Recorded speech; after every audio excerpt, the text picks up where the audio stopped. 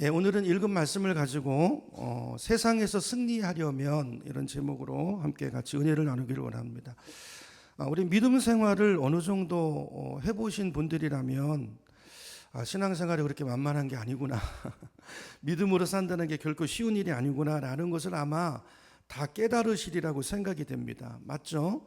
믿음으로 산다는 게 그렇게 쉬운 일은 아닌 것 같아요. 그래서 성경을 보면 성경은 신앙생활을 영적 전쟁에다 비유합니다. 전쟁, 그죠? 전쟁 세대를 겪으신 분들 계시잖아요. 전쟁이 얼마나 치열합니까? 그렇게 살아내지 않으면 이길 수 없다라는 거죠. 자, 요한복음 16장에도 보면 이제 예수님께서 오늘 본문은 예수님이 이제 십자가에 죽으시기 전 마지막 말씀입니다. 마지막 다락방 강화인데요. 계속해서 주님께서 강조해서 말씀하시는 게 뭐냐면 너희들이 앞으로 이제 고난을 겪게 될 거라는 거예요. 내가 십자가에 달리고 나만 고난 받는 게 아니라 이제 그 고난이 너희 인생에 임할 거라는 것입니다. 그래서 앞으로 이 제자들이 겪게 될 고난에 대해서 또 그들이 치러야 될 영적 전쟁에 대해서 주님은 계속 말씀을 주고 계세요. 잠시 후면 이제 너희들이 큰 슬픔을 맛볼 거야. 세상은 자기들이 이긴 줄 알고 기뻐할 거야. 이게 제 주님의 말씀이죠. 여러분, 저와 여러분의 삶에 고난이 있습니다. 예수 믿으면 고난이 예수 믿는 자들을 피해가는 게 아니라 예수 믿고 나서 우리 인생이 이제 꽃길을 걷는 인생이 되는 게 아니라 성경은 그런 걸 약속하고 있지 않아요. 주님이 승천하시고 이제 재림하실 때까지 그 사이의 기간을 우리가 말세라고 하잖아요. 이 말세를 살아가는, 이 말세를 다른 말로 은혜 시대라고 말하고 교회 시대라고 말하는데 이 마지막 때를 살아가는 모든 성도들에게는 이 땅을 사는 동안 뭐가 있다고 말씀합니까? 환난이 있다는 거예요. 주님의 예언입니다. 오늘 이제 33절로 가보죠. 33절 마지막 절 보면 중간에 주님께서 오늘 이제 16장 이 부분이 예수님의 마지막 다락방 강화의 결론 말씀인데요. 어떤 말씀으로 마무리하시냐면요. 주님이 예언을 하세요. 한 가지 예언을 하시는데 그 예언이 뭐냐면 세상에서는 너희가 환난을 당할 것이라는 거예요. 이게 예언입니다. 아니 이제 너희 환난이 없을 거야 그게 아니라 환난을 당할 거야. 그러나 그게 끝이 아니고 담대하라는 거예요. 왜요? 내가 세상을 이길 것이기 때문에. 지금 이 시점에서 미래죠. 십자가 위에서 마귀의 그 죽음 권세를 사망 권세를 꺾고 마귀를 꺾고 내가 승리할 것이기 때문에 그리고 세상을 이긴 내가 십자가가 끝이 아니라 부활 승천한 다음에 너희 안에 성령을 보내주시고 너와 함께 할 것이기 때문에 그러므로 환난이 있지만 그러나 담대하라는 거예요. 그 환난을 보고 닥쳐오는 환난을 보고 두려워하지 말라는 거예요. 세상을 이긴 내가 너와 함께 할 거니까 환난이 있지만 기억해 반드시 이길 거야. 이게 십자가를 앞두고 있는 예수님께서 제자들에게 주신 마지막 당부의 말씀이고 예언의 말씀이고 약속의 말씀인 것입니다. 어떤 약속이죠? 승리의 약속을 주시는 거예요. 여러분, 우리가 예수를 믿지만 오늘 저와 여러분의 삶에도 이런저런 여러 가지 고난이 있지 않습니까? 질병으로 인한 고난, 경제적인 고난, 또 마귀의 공격으로 인한 고난, 어떤 관계적인 어려움, 눈물, 아픔 이런 것들이 우리 삶에 있어요. 이 치열한 영적 전쟁에서 그러면 어떻게 이게 약속인데 어떻게 우리가 주님의 이 말씀을 약속을 내 것으로 삼아서 우리가 이 전쟁에서 이길 수 있을까요? 이게 관건이죠. 그죠? 어떻게 이 선포하신 승리를 나의 승리로 만들 수 있을까요? 오늘 주님께서 오늘 본문에서 이 약속을 우리의 것으로 만들기 위한 승리의 요소가 뭘까? 몇 가지로 말씀하는데요. 영적 전쟁에서 승리하기 위해서 필요한 우리의 삶의 태도, 어떤 태도를 가지고 살아야 될까? 오늘 몇 가지로 생각해보고 이 시간 우리 기도 제목을 삼으려고 합니다. 자, 첫 번째 우리가 가져야 될 태도, 첫 번째 승리를 위한 태도는요, 기쁨입니다. 기쁨. 지난주에도 말씀드렸죠. 항상 기뻐하는 거죠. 항상 기뻐하는 삶의 태도를 가지시는 거예요. 그죠? 이게 승리의 첫 번째 요소라는 거예요. 우리 한국 교회사를 보면 우리나라 이제 복음이 처음 전해질 때 미국 선교사님들이 들어오셔서 한국 교회를 보면서 굉장히 의아스러워했던 점이 한 가지가 있었다는 거예요. 그게 뭐냐면 왜 한국 교회 성도들은 신앙생활을 저렇게 심각하게만 하는 것일까? 이게 의문이었다는 것입니다. 예배드리기 전에는 막 기뻐하고 재미있고 웃고 떠들다가도 예배당에 딱 들어오면요, 예배가 딱 시작되면요 얼굴 표정이 딱 굳어지고 기도만 하면요, 통성 기도만 하면 항상 통곡하고 왜 한바탕 눈물이 나와야만 끝나는 것일까? 이게 의문이었다는 거예요. 왜 이렇게 간절함은 있는데 눈물이 있는데 기쁨이 없을까? 이게 이제 선교사님들의 질문이었다는 거예요. 왜 그럴까요? 이런 물론 한국 우리 교회 이제 기독교가 처음 들어올 때 복음이 들어올 때 그때 우리 민족의 형편이 너무 어려웠죠. 그렇죠? 우리 민족 역사가 한많은 역사지 않습니까? 자, 그렇기도 하지만 자, 그러나 이 그 선교사들의 그 영국 보고서에 보면 우리 한국 교회가 성경의 가르침을 일부분만 받아들였기 때문이다라는 보고를 봤어요. 너무 십자가만 강조하는 반쪽 복음이 원인이 아닐까라는 것이죠.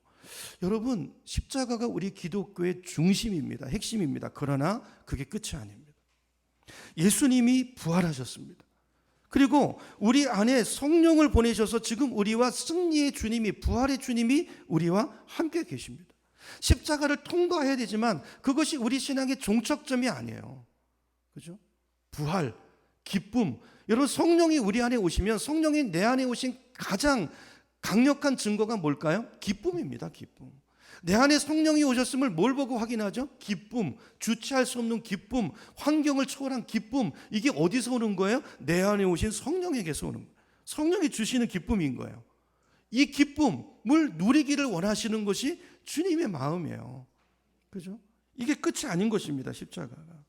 그래서 주님이 십자가를 앞두고 계속 그게 끝이 아니고 너희들 이 자리로, 기쁨의 자리로 나아가야 된다는 것을 강조하고 계시는 거예요. 여러분, 성경은 우리 성도들이 가져야 될 가장 이제 중요한 태도를 이제 여러 개로 말씀하시는데, 물론 간절함과 애통과 눈물을 분명히 가르칩니다. 근데 여러분, 그게 다가 아니라는 거예요. 성경은 또 하나 중요한 태도를 가르치는데 그게 뭐냐면 기쁨이에요. 기쁨. 여러분의 삶에 기쁨이 있기를 축복합니다. 예수 믿는 기쁨이 있으셔야 돼요. 섬기는 기쁨, 그죠? 기쁨이에요. 기쁨. 여러분, 하나님은 어떤 분이신가 하면요, 성경을 보면 하나님은 우리 믿는 자들의 마음속에 항상 기쁨을 공급해 주기를 원하시는 분이세요. 여러분도 자녀를 키우시잖아요. 언제 기쁘세요? 자녀들이 기뻐할 때 기쁘시잖아요. 자녀들이 행복할 때 행복해 하시잖아요. 그죠? 그거예요. 시편 4편 7절을 보면 이렇게 말합니다. 오늘 새벽에 봤는데요. 새벽 본문인데, 주께서 내 마음에 두신 기쁨은 그들의 곡식과 새 포도주가 풍성할 때보다 더합니다 그랬어요. 자, 여기 보니까 누가 기쁨을 내 마음에 두셨다고 고백합니까? 시인이 주께서 내 마음에 두신 기쁨이에요. 여러분, 이 기쁨이 있기를 축원합니다. 환경에서 오는 기쁨이 아니고 주께서 환경을 초월한 내 마음에 두신, 그분이 두신 기쁨, 이 기쁨이 어느 정도 크냐 하면 시인이 이렇게 말해요. 이 기쁨은 그들의 곡식과 새 포도주가 풍성할 때보다 더합니다 그랬어요. 이 곡식과 포도주가 풍성할 때, 이 말은 우리식으로 말하면 통장에 예금 잔고가 넘쳐날 때보다, 통장 예금이 한 10억쯤 들어있어서 기뻐하는 것과 비교할 수 없는 큰 기쁨이라는 거예요. 뭐가요? 주께서 내게 두신 기쁨이. 그죠? 이 기쁨이 있기를 축복합니다. 또 시편 30편 11절에 보면 시인이 이렇게 말해요.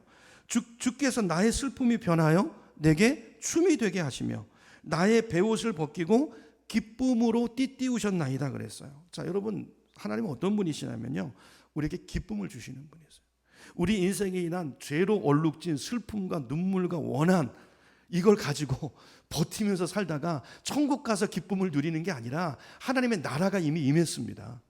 성령이 우리 안에 오셨습니다. 기쁨의 영이신 성령이 우리 안에서, 내 안에서 두신 기쁨, 이 기쁨을 어디서요? 지금 여기서부터 누리기를 원하시는 거예요. 그 기쁨으로 환난이 있어도 이 기쁨은요, 환난을 이기고도 남는 기쁨이에요. 그러니까 성령을 모시고 가는 사람은 똑같이 이 세상에 환난이 있지만 이 세상을 걷는 삶을 사는 모습이 다릅니다. 여러분, 우리의 모습이 세상과 같으시면 안 돼요. 여러분, 영천 중보교회 다니는 아무개 집사님과 안 믿는 누구와 똑같이 고난이 왔는데 반응이 똑같으면 안 된다고요. 왜냐하면 우리 안에 뭐가 있어요? 하나님이 내게 두신 기쁨이 있다고요. 아멘이시죠? 그 기쁨으로 우리는 이긴다는 것입니다. 이긴다는 것입니다. 그렇죠? 뿐만 아니라 성경은 자, 하나님은 우리의 슬픔을 이제 기쁨으로 바꾸시는 분인데 거기서 더 나아가서 그래서 이제 이렇게 말씀하세요. 어느 순간에 우리 믿는 자들에게 기뻐하라고 명령하세요. 기뻐하라고 명령하세요. 자, 고린도후서 13장 11절에 보니까 오늘 스크린이 없죠. 우리 성경을 찾아보겠습니다. 고린도후서로 한번 가볼게요. 요한복음에서 뒤로 쭉 가보세요. 로마서 뒤에 고린도전서, 고린도후서 있습니다. 13장으로 갑니다. 고린도후서 13장. 자, 어려우신 분은, 찾기 어려우신 분은 들으셔도 됩니다. 고린도후서 13장 11절에 보니까, 자, 고린도후서 13장 11절입니다. 맨 마지막 부분 제가 읽어볼게요. 마지막으로 말하노니 형제들아 어떻게 하라? 기뻐하라 그랬어요. 마지막으로 말하노니, 여러분 결론은 기뻐하라는 거예요. 마지막으로 결론, 다른 거 몰라도 기뻐하라. 기뻐하라. 빌립보서 3장 1절로 가봅니다. 조금 뒤로 조금 더 가보세요. 그럼 갈라디아서 나오고 에베소서, 빌립보서가 나오죠. 빌립보서 3장 1절. 빌립보서 3장 1절. 찾으셨죠? 제가 읽을게요. 끝으로 나의 형제들아 주 안에서 어떻게 하라? 기뻐하라. 주 안에서라는 말은 성령이 내게 주신 기쁨으로 기뻐하라는 거예요. 아멘이시죠? 아까 그 말로 내게 주신 기쁨이 있어요. 그게 주 안에서 기뻐하는 거예요. 그걸로 환경이 아니고 그걸로 기뻐하라는 거예요. 기뻐하라. 4장 4절로 갑니다. 빌립보서 4장 4절로 가보세요. 4장 4절. 자, 원문에 보니까 다시 말하노니가 앞에 있습니다. 원문은 다시 말하노니 주 안에서 항상 기뻐하라. 내가 또 다시 말하노니 기뻐하라. 결론은 기뻐하라는 거예요. 여러분 이게 우리 삶의 태도가 되고 습관이 되셔야 됩니다. 어떤 문제가 와도 내게 두신 기쁨으로 기뻐하시기를 결단하시기를 축복합니다. 이게요 승리의 비결이에요. 이게 하늘문을 여는 거예요. 여러분이 이렇게 기뻐하실 때 성령이 역사하세요. 성령이 역사하세요. 여러분 자, 이렇게 성령이 우리 안에 오셨는데 기뻐하기로 결단하지 않고 문제를 보고 슬퍼하고 근심하고 염려하잖아요. 자, 그러면 기뻐하면 무슨 문을 여는 거라고요? 그게 하늘문을 여는 거예요. 그런데 근심하고 염려하면 내가 뭘 불러들이는 거예요? 마귀의 통치를 불러들이는 거예요. 내 스스로가 마귀 통치 밑으로 들어가는 거예요.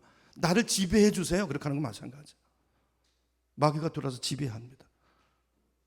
내 생각을 막 근심이 근심을 낳고 그 근심 속에서 뭐가 나와요? 원망이 나오고 불평이 나오고 가정에서 한 사람이 그렇게 해보세요. 예를 들어서 가정이 그렇게 해보세요. 한 사람이 어떤 문제에 원망하고 불평하고 근심하고 내천자 깃고 있으면요 집안 분위기가 다 근심이에요. 마귀가 지배해요. 그죠? 마귀의 나라가 임해요. 그러면 안 된다는 것입니다. 그래서 여러분 이게 중요해요. 기쁨의 태도를 가지셔야 돼요. 기쁨의 습관을 가지셔야 돼요. 그러니까 이게 다 바꿔서 말하면 마지막으로 끝으로 항상 자 우리 삶의 마지막 어떤 일이 와도 우리 삶의 결론은 뭐야? 기쁨. 아멘. 감사. 아멘. 이렇게 나가면 하나님의 나라가 임해버려요. 하나님이 통치해버리신다고요. 거기에 선한 역사가 일어난다고요. 너무 중요하죠. 너무 중요하죠. 그러므로 이 말씀은 올바른 신앙생활하는 성도의 특징이 뭔가 기쁨이라고 얘기하는 거예요. 아멘이시죠? 이 말씀 오늘 잘 이해하고 받으시길 축복합니다. 여러분이 문제가 왔을 때 기뻐하고 있습니까? 걱정하고 있습니까? 끝으로예요. 이게 내 신앙이라고 해요. 신앙. 다른 거 말할 거 없어요. 이게 내 신앙이에요. 헌금 많이 하냐 적게 아니에요. 그거 아니에요. 기쁨이에요. 기쁨. 내 기쁨을 지키고 있는가? 기쁨을 선택하고 기쁨을 결단하는가? 그게 그 사람의 신앙의 실력이고, 그죠? 그 사람의 삶의 열매예요. 열매로 나타나요. 반드시 그거는. 하나님의 나라가 이루어져요. 그 사람 삶에. 자, 그런데 이제 이제 처음 이제 교회 나오시는 분들 이런 얘기 들으면 마음속에 질문이 생기죠. 특별히 지금 현재 어려운 어떤 환난이나 문제 가운데 있는 분들 이런 생각이 들 수 있어요. 아니 기뻐할 게 있어야 기뻐하지. 그럴 수 있죠. 아니 이런 고통 속에서 우리 목사님은 이런 고통 안 당해봐서 모를 거야. 내 상황 대보세요. 어떻게 기뻐할 수 있나. 어떻게 기뻐하라는 거예요. 이 상황 속에서. 여러분 여기에 대한 주님의 대답이 뭘까요? 지난주 이제 이 말씀 좀 일부 나눴었는데요. 지난주 본문 20절로 다시 가보겠습니다. 다시 오늘 본문으로 가서요. 자, 요한복음 16장 20절로 가서 다시 지난주 본문을 봅니다. 제가 읽어볼게요. 자, 내가 진실로 진실로 너희에게 이르노니 너희는 곡하고 애통하겠으나 세상은 기뻐하리라. 자, 이 말씀은 이제 앞으로 제자들이 당할 고난이 얼마나 클 것인가를 주님이 이해하고 계신다는 거예요. 자, 너희들이 이렇게 곡하고 애통하는 일이 있을 텐데 그때 세상은 기뻐할 거다. 그죠? 기뻐할 거다. 자, 그러나 그 고난으로 말미암아 그게 끝이 아니죠. 너희는 근심하겠으나 그러나 너희 근심이 도리어 뭐가 된다고 말씀합니까? 기쁨이 되리라 그랬어요. 여러분, 이 말씀을 잘 이해해야 돼요, 오늘. 자, 우리가 고난이 왔는데도 왜 기뻐해야 됩니까? 그 고난이, 그 근심이 기쁨이 될 거기 때문에. 그러니까 그 고난을 볼 때 그걸 고난으로 보는 게 아니라 이 믿음, 이 약속을 받아서 이 삶의 체험이 있는 사람은요, 고난이 왔을 때 벌써 그 뒤에 있는 축복을 바라본다는 거예요. 지금 그게 고통이지만 아픔을 주지만 요게 축복으로 변할 그걸 바라보기 때문에 그게 근심이 아니고 이미 축복에 대해서 기뻐하고 있는 거예요. 그 기쁨이 하늘문을 여는 거라는 거예요. 이 약속이 내 삶에 이루어지게 하는 통로가 뭐예요? 기쁨이고 감사라는 것입니다. 그걸 보고 기뻐하는, 미리 보고 기뻐하는. 그래서 이 기쁨은 믿음입니다. 항상 기뻐하는 건 믿음이에요. 범사에 감사하는 건 믿음이에요. 그래서 주님이 약속하는 이 기쁨은 환경이 좋아져서 오는 기쁨이 아닌 것입니다. 우리는 그런 존재가 아니에요. 그런 기쁨은 뭐 세상 사람들도 다 기뻐할 수 있잖아요. 그게 아니죠. 환경은 뭐예요? 너희는 곡하고 애통하겠으나예요. 환경은 곡할 환경이고 애통할 환경이에요. 근심할 수밖에 없는 환경이에요. 이 땅에 사는 동안 그런 문제들이 계속 와요. 내 삶에 올 거예요. 지금도 있고 앞으로도 올 거예요. 그 고통이 얼마나 큰지, 그죠? 어떨 때는 엉엉 울고 애통할 수밖에 없고, 자, 그런 고통이 와 있지만, 그러나 주님 말씀하세요. 그게 아니고, 그게 그 근심이 변해서 기쁨을 이루어낼 거라는 거예요. 그래서 이 말을 주님께서 제자들이 잘 못 알아듣는 걸로 보이셨는지 비유를 드세요. 지난주에도 말씀드렸지만 오늘 한번 다시 설명을 할게요. 어떤 비유를 듭니까? 21절에 비유가 나오죠. 해산에 아이 낳는 비유를 드십니다. 21절 보세요. 여자가 해산하게 되면 그때가 이르렀으므로 근심하나. 제가 아직도 기억해요. 제 아내가 첫 아이를 낳을 때 집에서 매일 예배 드렸어요. 이렇게 산통이 오면 두렵잖아요. 아이를 낳는 그 고통이 얼마나 힘들까, 그죠? 근심 하나.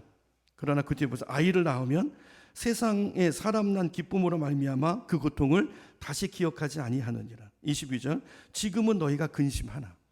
그러니까 애 낳기 전에 그 근심이라는 거예요. 지금 너희의 근심이 그 근심이라는 거예요.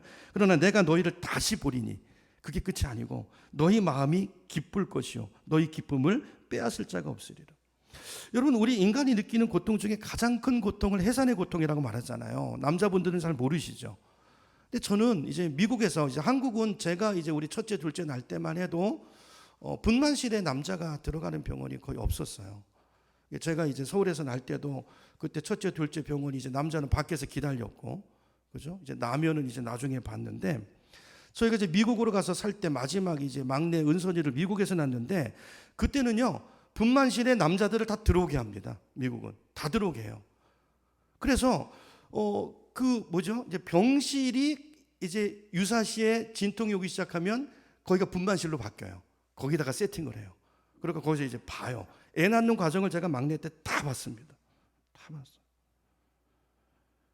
봤어요. 제가 그 막내를 낳을 때 우리 아내도 힘들었지만 제가 굉장히 힘들었어요. 제가 굉장히 고통받았어요. 같이 그걸 보면서 막 진땀이 나고 막 진짜 땀이 비 오듯 흘렀어요.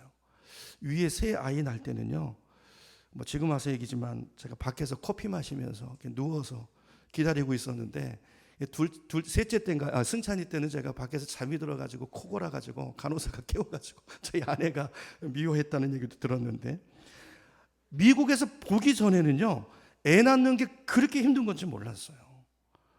아니 4번째 낳는데도 아이가 금방 안 나오더라고요. 막 보였다 안 보였다. 그래 나중에 가위를 가지고 찢더라고요. 마취도 안 하고 째요 살을. 근데 워낙 그 산통이 크니까 그 정도는 통증으로 안 느껴지는. 그러니까 이제 째버려요. 그 비명 속에서 은선이를 받았어요. 제가 울었어요. 눈물이 났어요. 그러면서 아내한테 좀 잘한 것 같아요. 철이 든 것 같았어요. 여러분, 해산의 고통이요, 이 땅에서 인간이 겪을 수 있는 고통 중에서 가장 큰 고통입니다. 근데 놀랍게도요, 그 고통을 여자들이 견뎌요. 더 놀라운 것은요, 신기한 것은요, 다음에 또 났습니다. 또 나요. 그 고통을 겪고 났는데 금방 잊어버려요. 둘째 때 또 났고, 셋째 때 또 나요. 넷째까지 나요. 여러분, 그렇게 아파하면서도 왜 또 아이를 갖고 왜 낳는 것이죠? 해산의 기쁨을 아니까. 그 기쁨을 아니까. 그 기쁨이 얼마나 큰 기쁨인가는 남자들은 모르죠. 그래서 모성애가 부성애와 다른 것 같아요. 제가 볼 때. 그때 보니까 알겠더라고요. 그래서 여러분, 임신을 하면 그 고통을, 해산의 고통이 올 것을 알지만, 여러분 남편도 그렇고 아내도 그렇고, 그래도 고통이 있어도 임신하면 아유, 당신 축하합니다. 축하하지. 임신했는데 어떤 여자가 아이고 나 망했다 그러는 사람 없어요. 아이고 나 이제 망했다. 이제 이 고통을 어떻게 겪나 그러면서 내천자 짓고 있는 사람 없다고요. 그렇죠? 당신 이제 망했습니다. 이렇게 위로하는 사람 없잖아요. 여러분 뭘 말합니까? 해산은 인간이 겪을 수 있는 가장 큰 고통이지만 그 뒤에 놀라운 기쁨이 있는 것을 아니까 그래서 기뻐할 수 있는 것처럼 우리가 기뻐해야 될 이유가 바로 여기 있다는 것입니다. 아까 내가 기뻐할 게 있어야 기뻐하죠. 이거는 믿음이 없는 사람이에요. 그렇죠? 그 뒤에 올 기쁨을 바라보고서 기뻐하는 거예요. 이게 약속이니까요. 그래서 우리 성도들이 세상을 어떻게 승리할 수 있는가? 승리할 수 있는 첫 번째 비결은 기쁨입니다. 기쁨. 여러분 기쁨을 붙들고 기쁨을 놓치지 않으면 여러분 반드시 승리할 줄로 믿습니다. 그 기쁨이 하늘 문을 열기 때문이에요. 그리고 이것이 주님의 약속이기 때문이에요. 중요한 것은 언제 기뻐하라? 항상 기뻐하라. 기뻐할 때 기뻐하는 거, 환경이 좋을 때 기뻐하는 거, 이건 안 믿는 사람도 다 합니다. 근데 우리에게 주신 약속, 우리의 승리의 비결, 슬플 때도 기뻐하고 문제가 왔을 때도 기뻐하고 억울함을 당했을 때도 기뻐하라는 거예요. 놀랍죠? 여러분 이런 사람은 세상도 두려워해요. 세상이 못 무너뜨립니다. 그렇죠? 여러분 이 기쁨을 누리시고 하나님이 내 안에 두신 기쁨, 하나님이 내 안에 두셨어요. 누구를요? 성령을 두셨어요. 그 기쁨의 실체이신 성령, 그 성령이 주는 기쁨은 샘솟는 기쁨이라고 그랬어요. 끊어지지 않는 영솟는 그 기쁨이 오늘 여러분 안에 있음을 기억하시고 이 기쁨을 내가 노력하는 게 아니라 그 기쁨을 붙드세요. 문제가 있을 때 주님 앞에 조용히 귀 기울이고 기도하면 성령이 주는 그 기쁨이 올라옵니다. 그 문제를 보는 눈을 바꿔주시고 여러분 인생은 해석입니다. 해석. 성령이 그 문제를 해석해 주시고 이게 너한테 지금 환난이고 근심이지만 요 뒤에 숨겨진 이런 기쁨이 있어. 이걸 주세요. 그걸 붙드는 거예요. 그리고 붙들고 그죠? 그 기쁨, 내 안에 두신 기쁨으로 기뻐할 때 하늘 문을 여시고 그 믿음대로 환경이 바뀌어지고 되어지는 역사를 우리 삶에 보내시는 줄로 믿습니다. 이게 주님의 약속이에요. 여러분 한번 상상해 보세요. 생각해 보세요. 여러분 만약에 실직할 때마다 반드시 더 좋은 직장이 생겨요. 병이 날 때마다 건강이 점점 더 좋아져요. 경기가 나빠졌어요. 근데 오히려 나는 잘 돼요. 수입이 올라가요. 여러분 이게 여러분 실제 삶에 일어난다면 여러분 내 삶에 고통이 올 때 여러분 그 고통을 어떻게 대하겠어요? 이런 삶의 체험을 반복해서 한다면 실직 당할 때 울까요? 아니요. 그때 기대할 거예요. 하나님을 기대할 거예요. 내 안에 두신 기쁨을 붙잡고 그걸 이겨나갈 거예요. 이게 성령이 우리 안에 오셔서 하시는 일이에요. 여러분 이게 신비주의가 아닙니다. 여러분 작은 문제 가운데서 이런 체험을 하셔야 돼요. 매일 생활 속에서. 그죠? 그때 기뻐하기로 결단해 보세요. 그러면 주님이 주시는 은혜를 체험해요. 요거구나. 요걸 경험하시는 거예요. 여러분 신앙생활은 이론이 아닙니다. 생활이에요. 생활. 삶이에요. 삶에서 하나님이 누려지지 않으면 여러분의 신앙은 실제가 아니죠. 그건 철학이고 이론일 수는 있지만 내 삶을 바꿔내지 못합니다. 그죠? 말씀에 순종할 때 하나님을 경험하게 되고 이 말씀이 그거구나를 알게 되고 진짜 위기가 왔을 때 그때 기쁨으로 반응하고 진짜 승리를 이루어내는 성도가 될 줄로 믿습니다. 물론 이 말씀이 처음에는 근데요 놀라운 게 뭐 제 체험일 뿐 아니라 제가 볼 때 똑같아요. 이거는 모든 성도들에게 초신자 때 이렇게 약속의 말씀을 붙잡고 순종하잖아요. 그러면 100% 하나님 응답하세요. 그때 하나님 붙들고 기도하면 응답 주세요. 응답 주세요. 근데요 어느 순간 되면 안 주세요. 안 주실 때도 있어요. 더 큰 기쁨을 주시려고 하는 거예요. 우리 신앙을 진짜로 세우시려고 하는 거예요. 그래서 이 말씀이 이 땅에 살 때 그대로 다 이루어지진 않아요. 왜냐하면 자, 여러분 보세요. 우리 성도들도 병 걸릴 수 있죠. 실직할 수 있습니다. 그러나 성경은 분명하게 한 가지를 약속하시죠. 우리 삶은 이 땅에서가 끝이 아니라는 거예요. 이 땅에서가 끝이 아니고 지난주에 그 말씀 드렸잖아요. 영원한 이 땅에서의 삶은 서론이에요. 서론. 서론 첫 페이지인 거예요. 첫 페이지. 서론이에요. 진짜 삶은 저 영원한 나라에서 영원토록 그 삶을 살아가기 위한 어떤 면에서 준비 기간이죠. 준비 기간이고 천국에 합당한 자로 우리가 빚어지는 기간이고 훈련받는 기간이고 그래서 그 훈련된 변화된 모습으로 그 나라에서 진짜 성도의 삶을 살아가는 것입니다. 자, 그런데 그 천국의 기쁨을 하나님께서 이 땅에서부터 부분적으로 맛보게 하시고 우리를 훈련하시는 그 주시는 기쁨이 이 땅에서도 있다는 것입니다. 여러분, 우리는 인간이기 때문에 지금 제가 드리는 이 말씀을 여러분 머리로 지금 다 이해하셔도요. 또 한 주간 삶의 현장에 가서 또 고난이 오면 또 근심하실 거예요. 그렇죠? 또 염려하실 거예요. 인간이에요. 이게 두렵고 마음이 괴롭고 자, 그럴 때마다 붙들어야 됩니다. 자, 그렇기 때문에 예수님께서 자, 이 땅에 사는 동안 자, 그렇게 너희는 계속 두려워할 거고 계속 넘어질 건데 자, 그러지 않는 하나님의 사람으로 설 수 있는 한 가지 비결 훈련의 방법을 주셨어요. 그게 뭐냐면 24절이에요. 24절로 가볼게요. 24절. 자, 16장 24절 제가 읽습니다. 주님 이렇게 말씀하죠. 24절. 지금까지는 너희가 내 이름으로 아무것도 구하지 아니하였으나. 지금 여기 계시는 많은 성도님들이 정확하게 이 시점에 계신 분들이 계실 거예요. 많이. 지금까지는 환난이 왔는데 걱정하고 근심하고 기도하지 않는 분들 계시죠. 기도 부탁만 해놓고 기도의 자리에 못 나가는 분 계시죠. 주님 말씀하시는 제자들이 그랬어요. 너희가 내 이름으로 아무것도 구하지 아니하였으나 이제는 어떻게 하라? 구하라. 그리하면 받으리니 뭐가 충만하리라? 너희 기쁨이 충만하리라. 약속입니다. 여러분, 이 땅에 사는 동안 고난 가운데서 우리가 어떻게 기뻐할 수 있는가? 주님 약속하세요. 강력한 무기를 주셨어요. 그게 다름 아닌 기도입니다. 여러분, 이 시간에 환경에 눌려서 두려움에 빠져서 걱정과 염려 가운데 빠져 있는 분 있습니까? 기쁨을 다 잃어버린 분 있습니까? 왜 그럴까요? 100% 기도하지 않기 때문에. 틀림없습니다. 그분 삶에 기도가 없을 거예요, 아마. 오늘 주님의 약속이에요. 주님 이 말씀이 뭐죠? 누구라도, 많은 분들이 그래요. 하나님은 이 약속을 안 믿습니다. 그리고 환경 얘기를 해요. 누구라도 내 상황 속에 한번 들어와 봐요. 어떻게 기뻐해? 최 목사님 자꾸 기뻐하라는 설교하는 거 보니까 요즘 좀 살만한가 보지? 여러분, 아닙니다. 지금 이 말씀하시는 예수님 십자가를 앞에 두고 계셨어요. 사도 바울이 기뻐하라고 아까 빌립보서 말씀 다 찾아봤죠. 고린도후서. 바울이 빌립보서는요 옥중서신입니다. 감옥에서 쓴 편지예요. 감옥에서 바울은 기뻐했어요. 그러니까 감옥문이 열리잖아요. 그죠? 안타까움으로 우리에게 말씀하는 것입니다. 지금까지는 너희가 기도 안 하고 살았지만, 그래서 기쁨을 잃어버리고 살았지만, 그래서 늘 눌려서 마귀의 통치 아래 살았지만, 그러나 그 통치를 깰 수 있는 방법이 있다. 기도해라. 너의 삶을 바꿀 수 있는 전환점은 기도에 있다. 기도하면 어려운 상황이 해결될 거다. 여러분, 주님의 약속인 줄로 믿으시기 바랍니다. 여러분, 기도에는 반드시 응답이 따라옵니다. 잘못된 것을 구하더라도 하나님이 우리의 기도를 바꿔주세요. 성령이 우리 안에서 하시는 일이, 우리 잘못된 기도를 하면 우리 기도를 바꿔주시고 우리 옆에서 바른 기도를 드리세요. 하나님의 뜻에 맞게 성령이 우리 안에서 기도하세요. 그렇게 우리의 기도를 바꾸고 우리의 신앙을 세워나가시는 성령 하나님 우리 안에 와 계십니다.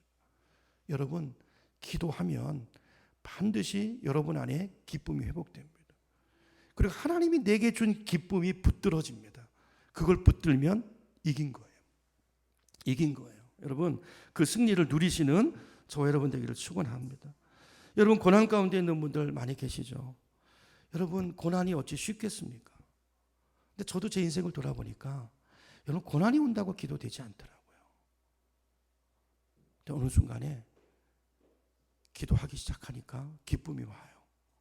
여러분, 그 자리까지 나아가는데 마귀가 못 오도록 여러분의 발목을 잡고 자꾸 바쁜 일을 생기고 내가 이거 해야지 우선순위를 엉뚱한 데 두게 하고 여러분 지는 것입니다.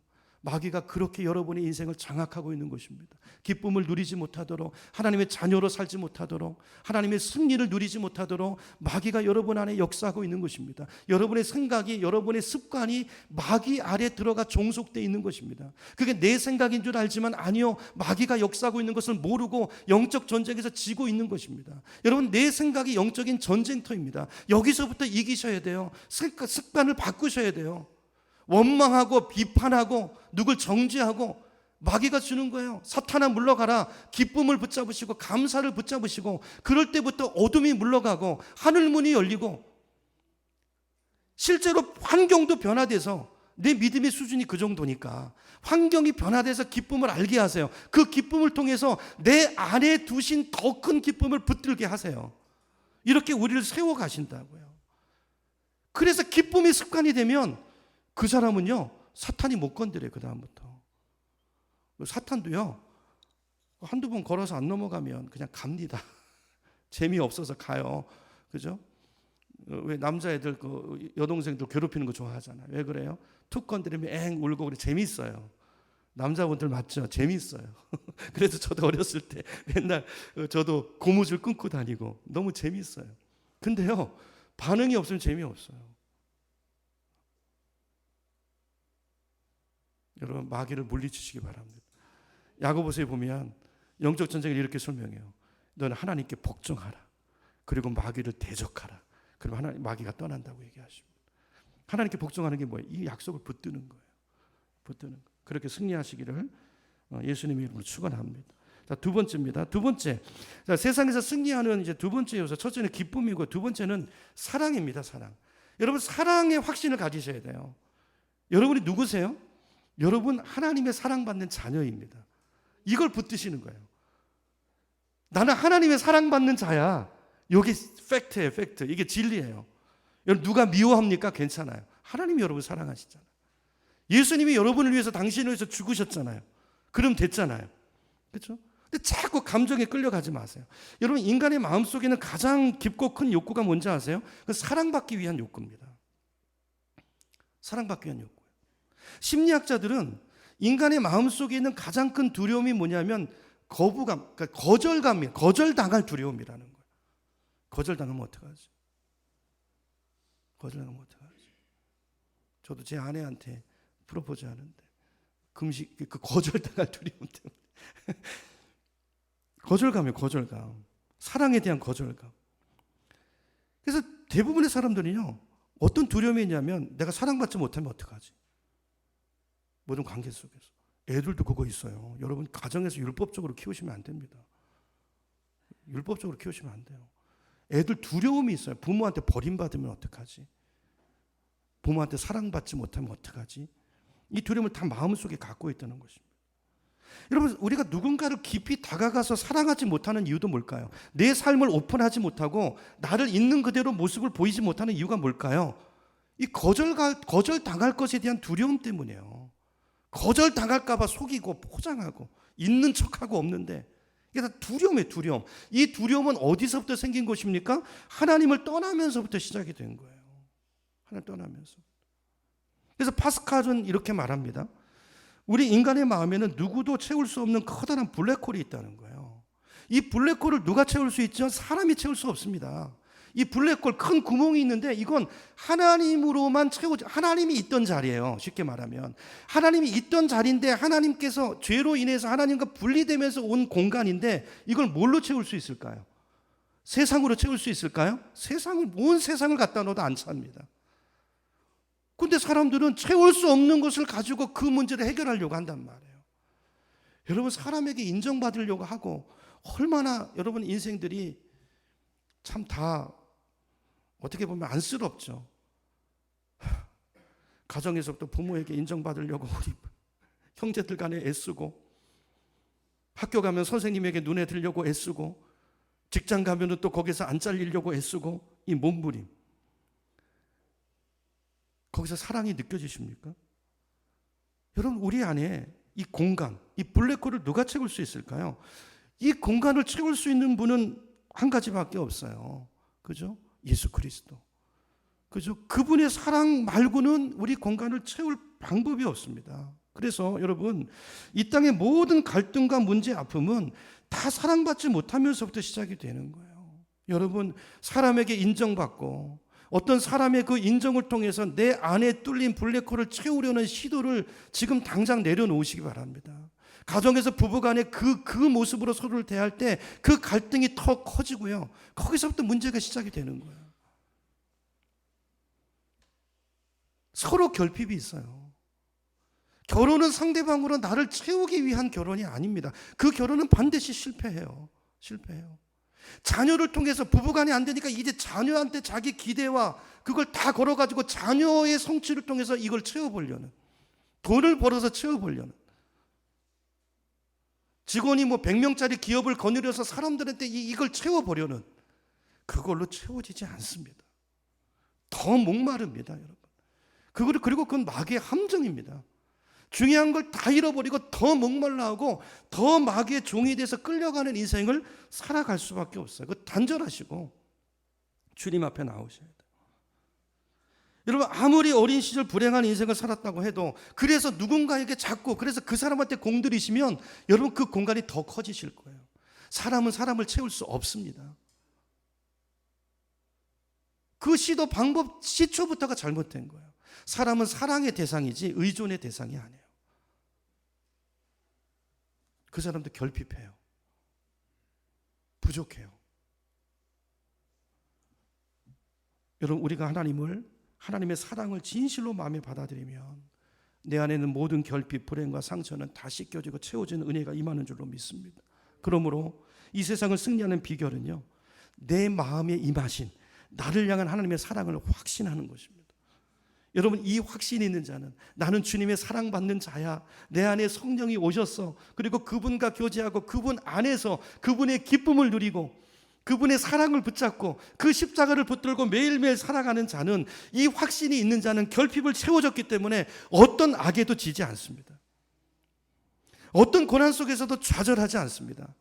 오늘 이 약속이 그대로 내 안에 살아 있습니다. 환난이 있지만 그러나 나는 담대해.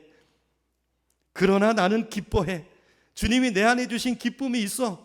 그러나 나는 감사해. 주님이 나를 자녀로 삼으셨고 내가 주님의 아들이니까 나는 이길 거야. 이 감사가 있는 거예요.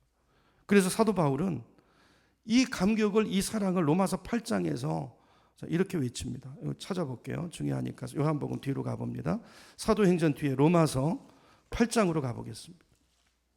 로마서 8장 35절로 가볼게요. 로마서 8장 35절. 바울 안에는 기쁨이 있었고요. 첫째, 두 번째, 요 사랑이 있었어요. 요 사랑이 바울을 항상 승리하게 한 것입니다. 자, 로마서 8장 35절 제가 읽어볼게요. 8장 35절. 누가 우리를 그리스도의 사랑에서 끊으리요? 환난이나 곤고나 박해나 기근이나 적신이나 위험이나 칼이랴. 기록된 바 우리가 종일 주를 위하여 죽임을 당하게 되며 도살당할 양같이 여김을 받았나이다 함과 같으니라. 37절 그러나가 있죠. 37절 그러나, 또 우리 다 같이 37절 읽겠습니다. 시작. 그러나 이 모든 일에 우리를 사랑하시는 이로 말미암아 우리가 넉넉히 이기느니라. 아멘. 요거예요. 요 말씀을 붙드시기를 축복합니다. 하나님의 사랑이 우리를 이 세상에서 승리자로 만드는 거예요. 여러분, 밖에서도요, 부모 사랑받는 아이는 다릅니다. 달라요. 당당함이 있어요. 딱 있어요. 이게 달라요, 기백이. 여러분, 하나님의 사랑이 분명하게 확인돼 보세요, 내 안에. 그 사람은 다릅니다. 눈빛이 다르고 말이 다르고요, 행동이 달라요. 그렇죠? 여러분, 기도하세요. 이 사랑이 내 안에 분명할 수 있도록. 그렇죠? 자, 오늘 이 확신만 있다면 우리는 어떤 고난도 어떤 고통도 이길 수 있어요. 자, 오늘 이제 본문으로 다시 가보면, 다시 요한복음으로 가볼게요. 자, 16장 가보면 25절로 가보세요. 자, 25절부터 약간 주님이 이제 또 어려운 말씀을 하시죠. 좀 아리까리한 말씀을 하시는데 25절부터 약간 흐름이 바뀌는데 제가 한번 읽어봅니다. 자, 이것을 비유로 너희에게 일렀거니와. 자, 무엇으로 일렀다고 말씀합니까? 비유. 예수님은 참 비유로 설명하실 때가 많아요. 그렇죠? 이렇게 때가 이르면 다시는 비유로 너희에게 이르지 않고 아버지에 대한 것을 밝히 이르리라 그랬어요. 누가 오시면요? 이제 성령이 오시면. 그렇죠? 이제 비유가 아니라 성령이 예수님이 비유로 지금은 알아듣지 못하는 걸 비유로 이야기한 것들을 실제로 실감나게 삶 속에서 실제로 보고 경험할 수 있도록 해주는 그날이 온다는 26절 그날에 너희가 내 이름으로 구할 것이요 내가 너희를 위하여 아버지께 구하겠다 하는 말이 아니니 이는 너희가 나를 사랑하고 또 내가 하나님께로부터 온 줄 믿었으므로 하나님께서 친히 너희를 사랑하십니다. 자, 그날이 되면 성령이 우리 안에 오셔서 친히 우리와 함께 하시고 친히 우리를 사랑하신다는 거예요. 여러분, 여기 원래 이제 비유라는 원래 헬라어 말은요, 그 비유라는 헬라어 단어 원래 뜻이 지시대명사라는 뜻이에요. 그게 무슨 말이냐면 잘 이제 와닿지 않으실 텐데 이제 쉽게 말하면 이런 말이에요. 우리 말에 예를 들면 거시기라는 말이 있잖아요. 거시기. 우리 거시기라고 그러면은 예를 들면 뭐 이렇게 말한다고 해보세요. 오늘 날씨가 좀 거시기한데 기분도 거시기하니까 우리 집에 와서 거시기하게 우리 거시기 한번 합시다. 이렇게 얘기했다고 한번 해보세요.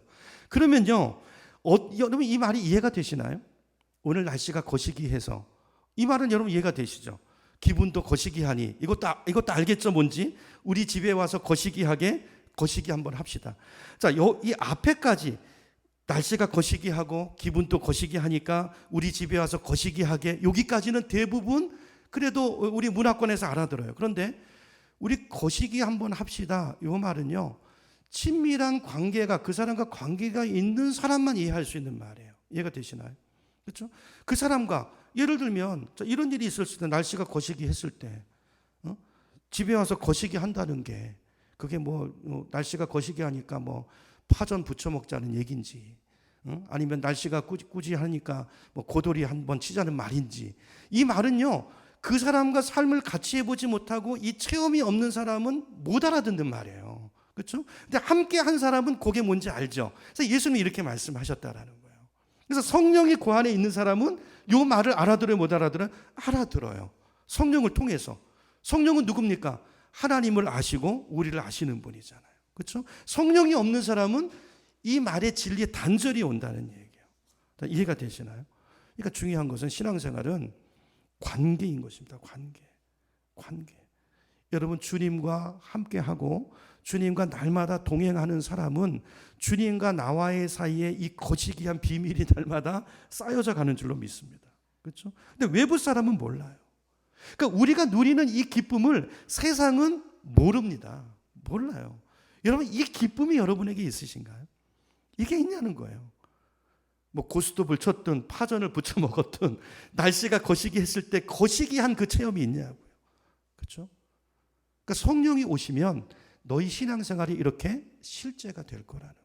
지금 내가 한 이야기들 뜬구름 잡는 이야기 같고 그렇지만 아니 그게 결코 뜬구름 잡는 이야기가 아니라 너희 실제 그것이 무엇인가를 너희 삶에 밝히 보고 밝히 알게 할 것이다. 그래서 성령을 진리의 영이라고 하는 거예요. 진리의 영이십니다. 그 진리로 우리를 이끄시는 영이라는 것입니다. 28절입니다. 28절 주님 이렇게 말씀하세요. 내가 아버지에게서 나와 세상에 왔고 다시 세상을 떠나 아버지에게로 가노라 하시니. 여러분 이게 예수님이 오신 목적인데 이제 이 삶을 다 이루시고 가시는 마지막 단계 이 말씀을 하시는 거예요. 여러분 짧은 한 구절이지만 이 한 절 속에 예수님의 일생이 다 요약되어 있습니다. 그렇죠? 아버지에게서 나와 뭐죠? 성육신이죠. 하늘나라에서 아버지에게서 나와 성육신. 세상에 왔고 이 땅에서 공생애와 십자가를 지신 모든 사역을 말하는 것입니다. 세상을 떠나 누구에게로? 아버지에게로 가노라. 뭐예요? 부활 승천을 말씀하시는. 부활 승천 말씀하시는. 여러분 이 말씀 우리에게 왜 하십니까? 예수님 오신 목적이 뭐예요? 우리 안에 성령을 주시고 성령을 통해서 우리 안에 뭘 주세요? 뭘 주세요? 우리 안에 기쁨을 두시고 기뻐하게 하시고 그래서 우리 인생에 하나님의 통치가 이루어지게 하고 아까 말씀드렸죠? 하나님의 통치를 이루어지게 하는 게 문이 기쁨과 감사라고요. 원망, 불평, 미움, 질투, 마귀의 문을 여는 것입니다. 그렇죠? 근데 이게 내 힘으로 이게 절제가 안 되고 이게 안 되니까 우리 안에 성령을 두시고 주님이 오신 목적이에요. 이 한 구절. 성육신 하셔서 십자가를 지시고 부활 승천하시고 우리 안에 성령을 보내셔서 이제 이 일을 이루시는, 이게 새 언약의 내용이죠. 이해가 되시죠? 새 언약, 이걸 이루겠다는, 내가 너에게 준 기쁨, 그 기쁨이 너 인생을 지배하게 하리라. 그게 하나님의 나라예요. 하나님의 통치죠.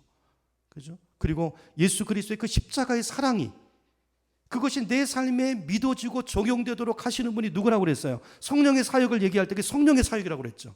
여러분, 예수님이 믿어지십니까? 성령이 내 안에 오신 증거고 그분이 일하고 계신, 그죠? 나는 이제 가노라. 그 성령을 이야기하시는.